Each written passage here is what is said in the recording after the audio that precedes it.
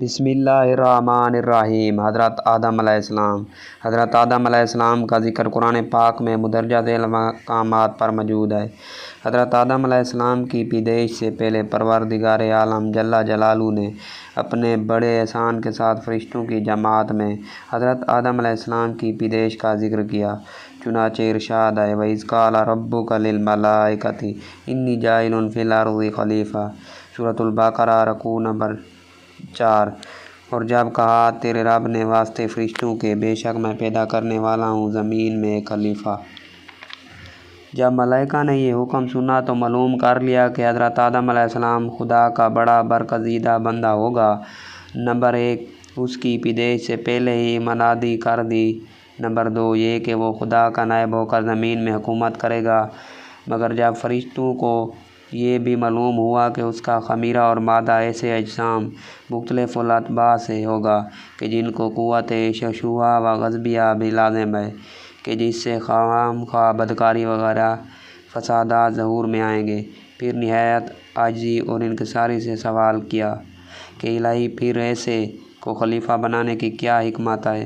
رہی تیری تسبیح و تقدیس تو اس کے لیے ہم ملائکہ موجود ہیں جن میں قوت غضبیہ اور ششویہ کا مادہ ہی نہیں۔ پروردگار عالم نے فرمایا کہ جو کچھ مجھے معلوم ہے وہ تم کو معلوم نہیں۔ تفسیر حقانی۔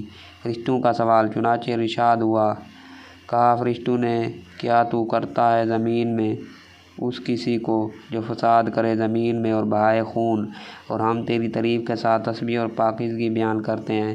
پروردگار عالم نے فرمایا میں جانتا ہوں جو تم نہیں جانتے۔ خلیفہ کا یہ مطلب ہے کہ یک کے بعد دیگرے تمام انبیاء کرام خلیفہ رہیں گے۔ فرشتوں نے اتجال، اعتراض اور حسد کے طور پر نہ کہا تھا۔ ایک تو پہلے جنات کے حالات دے کر کہا تھا جن کا ذکر عن قریب آنے والا ہے، اور لوگوں میں سب سے ہی تو نیک نہیں ہوتے بلکہ مساوی بھی ہوتے ہیں، اور فرشتے نوری مخلوق ہیں، ان میں حسد بخل وغیرہ کا کوئی مادہ ہی باقی نہیں۔ ہر مخلوق خون بہانے والی اور فسادی ہوتی ہے، اس لیے فرشتوں نے اتجال کہا تھا۔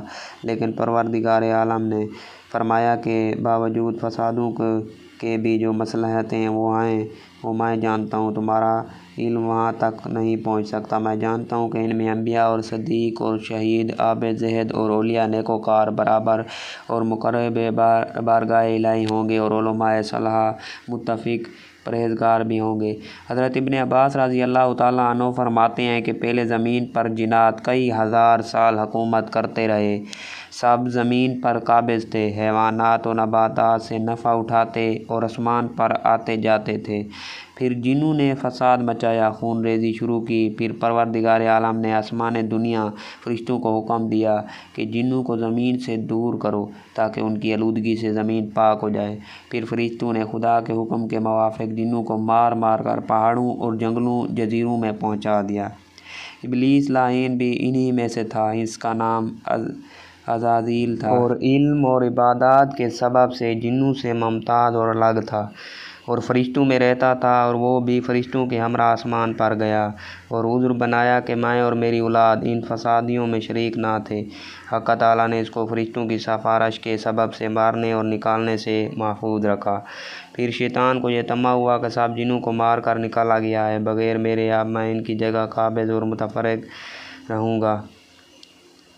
پھر عبادت میں زیادہ کوشش کرنی شروع کی۔ جب آسمان کی طرف سے دنیا کے فرشتوں کو کوئی حکم پہنچتا تو یہ لعین فرشتوں سے بھی پہلے اس کام کو پہنچتا اور فرشتوں کے ساتھ اس کام کو سر انجام دیتا۔ پھر آسمان میں اس کی قدر و منزلت اور زیادہ ہو گئی، اور اپنے دل میں اسی بات کا امیدوار ہو گیا کہ اب دنیا کی خلافت مجھے ملے گی۔ جب خدا کا حکم فرشتوں کو پہنچا کہ انی جاعل فی الارض خلیفہ، اس وقت شیطان نے جانا کہ یہ قدر و منزلت خدا مجھے نہ دے گا۔ سب بندگی اور عبادات ریاکاری کی تھی، اس لیے اس کے دل میں حسد جوش کر گیا۔ تفسیر عزیزی شاہ عبدالحدیث محدث دہلوی۔ جنات کئی ہزار سال آدم علیہ السلام کی پیدائش سے پہلے دنیا پر آباد تھے۔ ارشاد باری ہے، البتہ پیدا کیا ہے انسان کو ہم نے بجنے والی مٹی سے جو بنی ہوئی تھی کیچڑ سڑی ہوئی سے، اور پیدا کیا جنوں کو پہلے سے اس آگ سے لو والی سے۔ ابلیس عبادت کی وجہ سے جنات سے جدا ہو کر فرشتوں میں رہتا تھا، جیسا کہ بیان ہو چکا ہے۔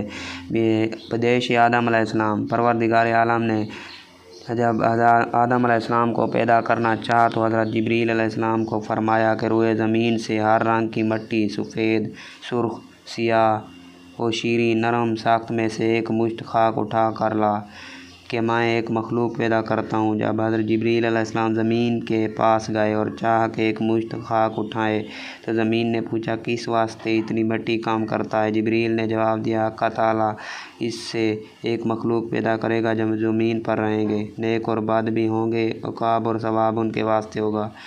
پھر زمین نے عرض کی، میں اللہ تعالیٰ کی عزت کی پناہ پکڑتی ہوں کہ تو مجھ سے مٹی نہ اٹھا، کیونکہ کچھ لوگ نافرمانی کی وجہ سے جہنم میں جلیں گے۔